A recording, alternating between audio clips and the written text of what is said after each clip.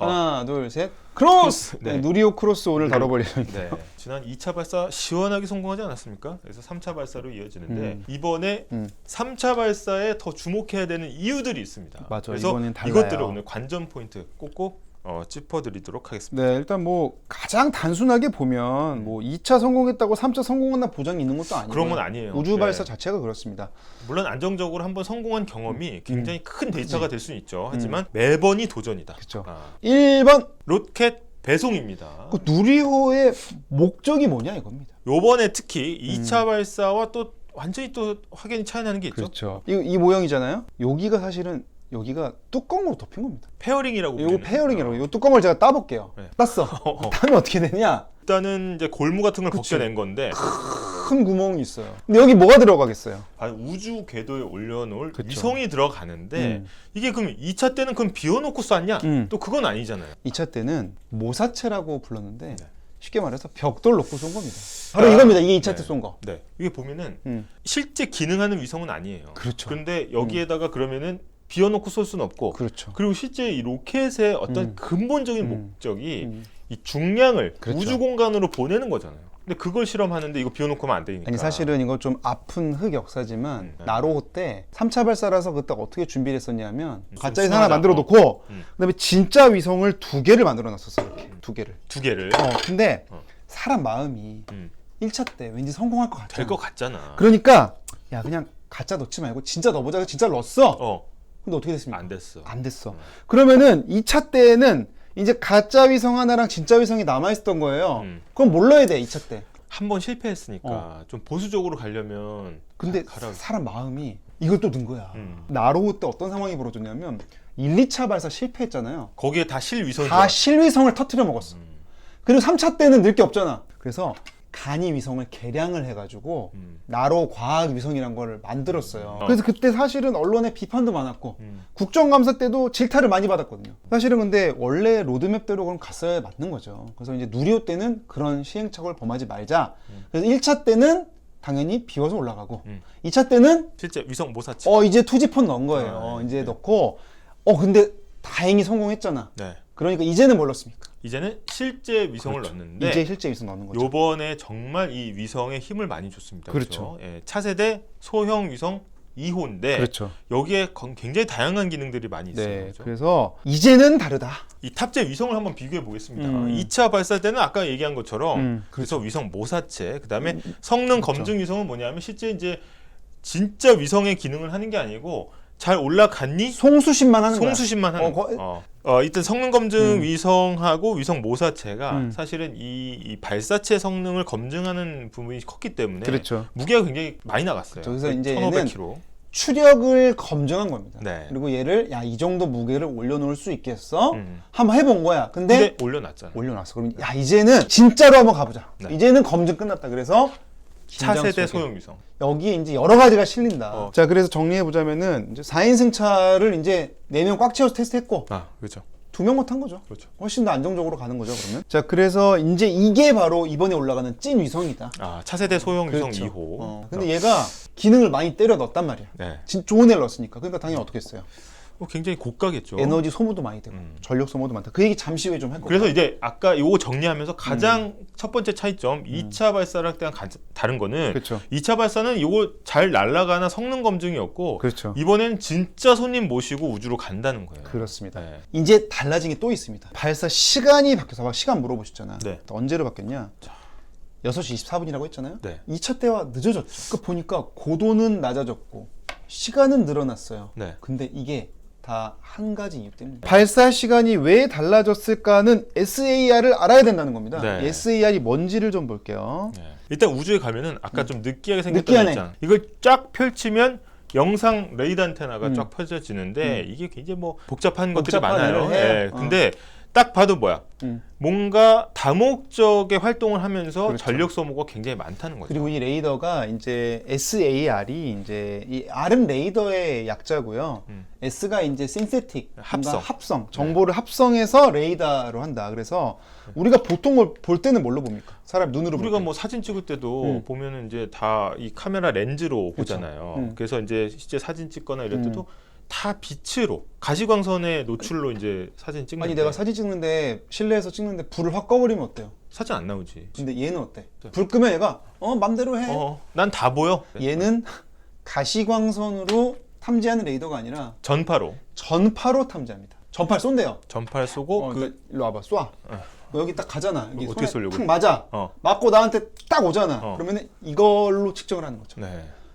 뚜뚜뚜뚜뚜뚜뚜 쏴서 돌아오는 걸로 역 계산을 해서 이제 지형 지물을 파악하기 때문에 불이 꺼져도 상관이 없는 거죠. 그 얘기는 이제 지구 환경으로 치면 뭐가 될까요? 뭐 기상의 어떤 영향. 뭐 기상이라든지 그쵸. 구름이라든지 날씨라든지 태양광이라든지 상관없이 24시간 밤낮 없이 관측이 가능하다는 겁니다. 근데 얘가 어쨌든 전파로 쏘는 애니까 기능은 빠방하죠. 야, 기능 빠방하죠. 이거 약간 자동차로 치면은 뭐 자율주행 이런 거 아니겠습니까? 네. 운전대 나도 갑니다 이런 식인데 그렇다 보니까 뭘 많이 쓴다.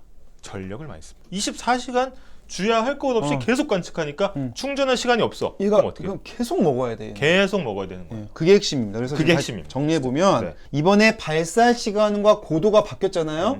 이 바뀐 이유는 SAR이라는 레이더가 장착된 기능을 가진 차세대 소형 위성. 느끼한 위성이기 때문이다. 네. 그러면 이 전력을 많이 쓰니까 어떻게 해야 됩니까, 그럼? 계속 태양광을 받아야 되는 거예요. 태양광을 어떻게 받아야 됩니까? 태양광은 태양한테 받아야지. 태양을 쭉쭉 받아야 돼. 네. 그래서 나오는 워딩이 뭡니까? 여명 황혼 궤도입니다. 여명은 뭡니까? 여명의 눈동자 있잖아요. 그렇죠. 이제 뭔가 그 암울한 일제의 저기서 그 이 빛이 막 올라오고 거치고 새벽에 동트는 게 여명 아니에요. 황혼은 뭡니까? 황혼은 이제 뭐 저무는 거죠. 해가 지고 해질녘. 쉽게 얘기하면 낮도 밤도 아니야. 해가 진 것도 아니고 뜬 것도 이거 아니야. 전문 용어로 아사무사 아니에요? 아사무사합니다. 햇빛을 아사무사하게 계속 받는. 일반 궤도는요 보면 어때요? 이게 얘가 일단 돌면서 음. 태양빛을 받는 데가 다 달라져요. 각도가 바뀌죠. 다 바뀌어. 근데 얘는 마치 달이 우리가 보는 달은 자전주기와 공전주기가 같아서 항상 같은 모습만 보여주잖아요. 얘 그렇죠. 어때 지금? 계속 태양을 같은 방향으로 받고 있어요. 태양과의 각도가 동일하죠. 네. 이게 바로 태양 동기 궤도라고 합니다. 이런 식으로 계속 얘를 보면서 이렇게 도는 거죠. 네. 태양과 같은 각도라고 해도 네. 요 지구 뒤에 있으면 햇빛이 와요, 안 와요? 안 오죠. 안 오니까 그 중에서도 뭘 골라야 되냐? 아사무사하게 태양빛을 계속 공식 받는 용어는 아닙니다. 아사무사. 그게 바로 여명 황혼 궤도인데 이거를 항우연이 설명한 영상이 있어요. 자 보면은 어때요? 위성 궤도가 어떻게 돼 있습니까? 이 자전축하고 90도로 돼 있어요. 그럼 봐봐. 여긴 밤이잖아. 여긴 밤이지. 여긴 낮이잖아. 낮이지. 밤낮의 가운데만 계속 돌면 밤도 아니고 낮도 아니고. 그럼 위성은 어떻게 돼? 태양을 계속 받는 거예요. 계속 먹는 거죠. 돌고 있죠 지금? 네, 돌면서 빛을 계속 이쪽에서 받는 오는 거야. 빛을 계속 받는 거예요. 그러니까 근데 이쪽으로 가면 못 받으니까. 못 받으니까. 그래서 만약에 궤도를 만약에 여기서 이렇게 돌아봐. 그럼 여기서는 태양을 진하게 받겠지. 그렇죠. 여기 가면은 확 식어버리죠. 확 식어버려요. 그게 아니라 네. 계속 은은한 태양빛이 계속 올 수 있게끔 이런 식으로 가는 게 바로 여명 황혼 자, 궤도다라는 그러면 겁니다. 가장 적합한 고도가 정해지는 거죠. 그래서 나오는 게 네. 바로 550km 고도다. 2차 발사로 200까지 밟아봤잖아. 그렇죠. 그런 다음에 우리가 딱 1시간인 반이나 2시간 만에 목적지에 가야겠다는 그렇죠. 목표가 정해졌으니까 거기에 맞춰서 속도 우리 조절할 수 있잖아. 그렇죠. 200km만 안 넘으면 그렇죠. 그 안에서 550km가 가장 황금 궤도에 들어갈 수 있는 위치다라고 해서 550km를 정조준한 거고. 그리고 이게 아사무사하게 올려야 되잖아 지금. 네. 그러면은 해 진력에 올려야 될 거 아니야. 그렇죠. 그 시간대가 적도 기준으로는 대략 6시 무렵이다. 6시 20분. 네. 요 태양빛을 받으면서 일정한 태양빛을 공급받기 위해서 여기에 들어가기 여기 저녁 위해서 6시 한 20분쯤에 딱 올려야 맞춰서 딱 들어간다는 겁니다. 네. 일단 정리해보자면은 이게 좀 느끼한인데 느끼한의 자부심의 원천이 SAR이라는 이 이제 레이더인데 주요 기능 중에 이 하나가. 레이더가 역시나 연비가 안 좋다. 그렇죠. 그래서 24시간 돌아가야 되기 때문에 태양빛을 많이 먹는데 태양빛이 안 끊기게 공급하는 게 그렇죠. 550km고 여기에 놓으려면 6시 24분에 발사를 해야 된다. 그게 바로 여명 황혼궤도. 지금 말씀드리는 순간에 전남 고흥에 나가 있는 김하연 기자가 연락이 왔어요. 네. 취재 기자 나가 있는 김하연 기자 연결해 보겠습니다. 지금 네 김하연 기자. 네, 안녕하세요. 네. 네. 지금 일단 어때요? 현재 분위기 좀 어떻습니까? 지금 여기는 이제 실전 발사를 앞두고 있잖아요. 지난번에 한번 시도를 했던 터라 좀 되게 능숙한 부분도 있지만 또 실전이니까 더 부담이 커진 게 있어요. 그래서 특히나 어제 날씨가 소나기가 계속 내렸었거든요. 그러다 보니까 실제 준비 작업보다 2시간 정도 지연이 됐어요. 그 유공합 밸브를 빼면 이제 그걸 밸브를 연결할 때 발사체를 열어야 되는데 그 열린 장비 안으로 물이 들어가면 안 되기 때문에 2시간 정도 지연이 됐거든요. 혹시 연기되는 거 아니야 했는데 딱 오늘 되니까 거짓말같이 이게 날씨가 맑아져가지고 다들 지금 설레가지고 막 준비하고 있는 그런 상태입니다. 제일 궁금한 게 이게 첫 이제 실전 임무잖아요. 그런 측면에서는 항우영 관계자분도 굉장히 긴장을 좀 많이 하고 계실 것 같아요. 이게 지금 한 번 발사가 성공했다고 해서 이번에도 성공하리란 보장이 전혀 없거든요. 왜냐하면 가는 길이 다릅니다. 일단 그리고 가야 하는 궤도도 다르고 또 실제로 이 인공위성이 잘 작동하는지까지가 확인이 돼야 최종 성공 여부가 발표되거든요. 그래서 저 안에 계신 분들은 좀 지금 굉장히 긴장하고 계신 상태라고 합니다. 오늘도 성공한다면 정말 우리 발사체에 대한 신뢰도가 엄청나게 확보가 되는 거고요. 왜냐하면 우리가 성공하고 난 뒤지 이제 실패한 적이 없는 게 되잖아요. 그렇죠. 계속해서 업그레이드 되고 있다는 표시기 때문에 우리에게 주문을 맡길 우리 인공위성뿐만 아니라 다른 나라들 것도 이제 들어올 수도 있지 않습니까? 근데 그렇죠. 이런 고객사들이 이런 걸 지켜볼 때 저 발사체는 계속해서 성공하네라는 이미지를 줄 수 있어서 그렇죠. 이번이 굉장히 중요하고 또 쉽지만은 않은 그런 길이라고 볼 수 있습니다. 네. 아니 근데 우리가 자료를 보니까 이 차세대 소형 위성 2호가 굉장히 공을 많이 들인 위성인 것 같아요. 네, 여기에 대한 기대가 굉장히 좀 크다고 제가 들었거든요. 현지 분위기는 좀 어떻습니까? 이 차소위성 2호가 사실은 카이스트에서 개발을 한 건데 1호가 이미 팰컨 9에 실려서 발사된 적이 있대요. 근데 그때는 우리 발사체로 발사된 게 아니다 보니까 딜레이가 돼도 어떻게 할 수가 없는 거예요. 그 팰컨 9의 경우에는 미국 정부에서 관리를 또 하고 있기 때문에 6개월에서 1년 정도 밀려도 우리가 뭐라고 할 수가 없어요. 왜 밀리는지에 대한 클레임을 걸 수도 없고 그래서 실제로 1호도 뭐 6개월, 1년 이렇게 기다리고 있었대요. 그러다 보니까 6개월 뒤에 발사한다고 해서 다 준비하고 있었는데 6개월 더 밀렸어. 이러면 당연히 맥도 빠지고 연구원들도 다음에 또 밀리는 거 아니야? 이런 생각에 되게 마음고생이 심했다고 하더라고요. 근데 이번에는 우리 발사체여서 그 인공위성을 개발한 쪽도 지금 굉장히 흥분돼 있는 상태고요. 이 인공위성을 사실은 지난번에 나로 때도 이제 인공위성을 싣긴 했었는데 그때 이제 저희가 몇 번 실패를 하지 않았습니까? 그렇죠. 그러다 보니까 이제 많은 돈이 투입된 인공위성들이 이 발사가 실패하면서 또 그 위성들도 사라졌어요. 그래서 그 다음번에 발사에 성공했을 때는 이제 그냥 성능 검증 수준의 위성을 담을 수밖에 없었거든요. 근데 이번에는 정말 우리가 딱 성공해 놓은 그 위성을 처음으로 이제 궤도에 우리 손으로 올릴 수 있는 때니까 그렇죠. 이분들이 굉장히 흥분해 있는 상태입니다. 네. 뭐 이렇게 지금 보니까 열의에 차 있어요, 취재진도. 현장의 어떤 분위기가 잘 느껴졌습니다. 근데 결국은 이제 발사 이후 18분 58초가 골든 넘버가 되겠죠. 네, 이게 18분 58초에 이 누리호가 3차 발사가 성공했는지 안 했는지 그렇죠. 이게 판가름이 나는 거고 모든 이제 발사 이 여정이 이 발사체로서는 18분 58초에 끝나고 이 뒤로는 이제는 위성의 시대다. 지금 이게 이제 시퀀스입니다. 네. 누리호 시퀀스를 좀 요약을 해드린 건데 이게 뭐 사실은 주요 변곡점마다 이제 저희가 표시를 한 건데 일단 1단 분리가 가장 중요합니다. 그렇죠. 일단 1단의 어떤 가장 연소가 다 된 다음에 이걸 정확하게 분리를 해야 여기까지 가는 거죠. 이게 사실은 잘 돼야 됩니다. 이게 왜 그러냐면 이게 나로 때 이게 실패했었거든요. 페어링이 그렇죠. 껍질은 껍질이지만 하나당 무게가 수백 킬로그램에 맞아요. 달합니다. 그런데 예를 들어서 안 벗겨졌다 혹은 하나만 벗겨졌다 라고 하면 얘가 이게 중심을 잃죠. 네. 팽글팽글팽글. 어차피 우리가 밑으로 쏴내는 추력은 정해져 있잖아요. 그렇죠. 로켓의 추력은 정해져 있는데 수백 킬로그램짜리가 벗겨지지 않고 계속 달려 있어도 제 궤도에 들어가지 못하는 거고 하나만 달려 있어도 이제 틀어지면서 나가게 그렇죠. 되기 때문에 이 페어링 분리가 굉장히 큰 고비가 된다는 거죠. 이 페어링 분리가 일단 가장 큰 고비가 되겠고요. 여기서 페어링 분리돼야 2단, 3단까지 사실 갈 수 있기 때문에 맞습니다. 네.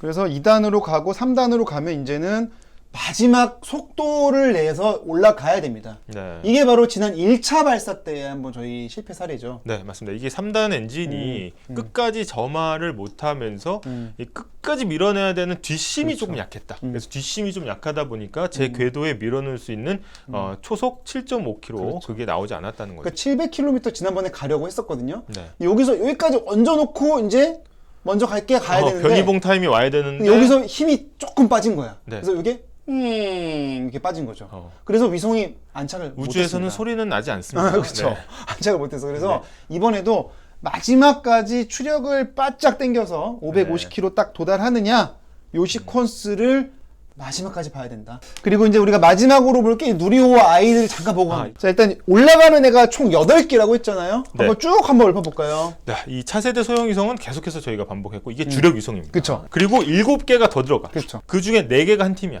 도요셋이라는 얘네들 요런 요 4명을 도요셋이라고 부르는 도요셋. 네, 도요셋. 아. 이거 용어를 좀 보고 가야 돼요. 네, 도대체 네, 요거 도요셋이 뭔가? 바로 도요새에서 왔습니다. 네.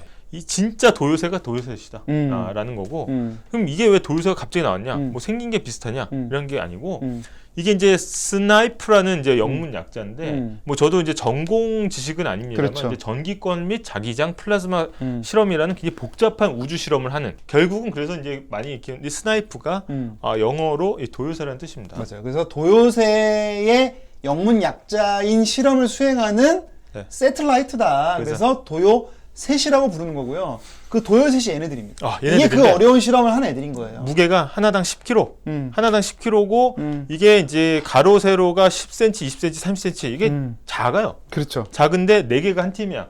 근데 이게 웃긴 게 뭐냐면 얘네가 새가 날듯이 종대 횡대로 제형을 바꿀 수가 있어요. 그래서 이게 실제 도요새랑 이미지도 많이 비슷하다. 근데 문제는 이게 보세요. 네. 분리를 얘네들을 다 시켜줘야 될 거 아니야. 그렇죠. 그래서 시간이 늘어납니다. 시간이 늘어나는 거나. 2차 때랑 비교를 좀 해주시죠. 자, 2차 때랑 발생하면 일단 우리가 700km 고도에 올라가야 되기 때문에 그쵸. 날아가는 속도가 정해져 있는 상황에서 시간이 길 수밖에 없겠죠. 1차까지는 더 오래 걸렸어요. 오래 2차 때가. 걸렸어요. 높이 왜냐? 가니까. 700까지 가야 되니까. 음. 그런데 3차 발사 때는 550까지만 가면 되니까 783초가 걸린다. 짧아졌어. 근데 2차가 많아졌어요. 네. 근데 2차 불릴 때 이 7개 위성을 쏴야 되는데 한꺼번에 쏘면 어떻게 돼? 부딪히고 난리 날 거 아니야. 교통사고 나죠. 네, 그래서 20초 간격을 두고 7개가 팡팡팡팡팡 사출이 된다. 그래서 총 140초가 더 들어가는 거예요. 네. 그래서 최종 우리가 골든 넘버가 네. 18분 58초가 나온다. 네. 먼저 느끼한에 먼저 나오고 저 나온 게 지금 그림에 그려져 있잖아. 하나만 있죠. 여기 하나. 이게 783초. 2743초고 도요새 4명.